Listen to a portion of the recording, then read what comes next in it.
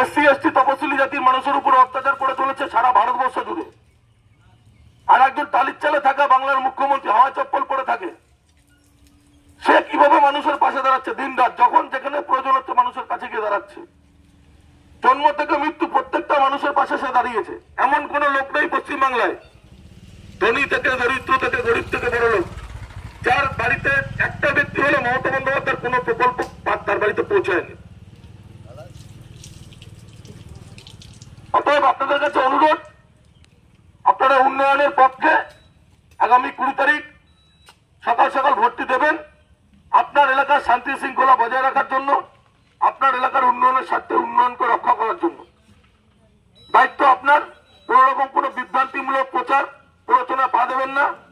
কোন সুবিধা অসুবিধা হলে আপনার গ্রামের যে মেম্বার আছে, আপনার যারা তৃণমূল কংগ্রেসের কর্মীরা আমরা যারা আছি, আমাদের সাথে যোগাযোগ করবেন। দিবারাত্র আমরা আপনাদের পাশে ছিলাম, আমরা আছি, আমরা থাকবো।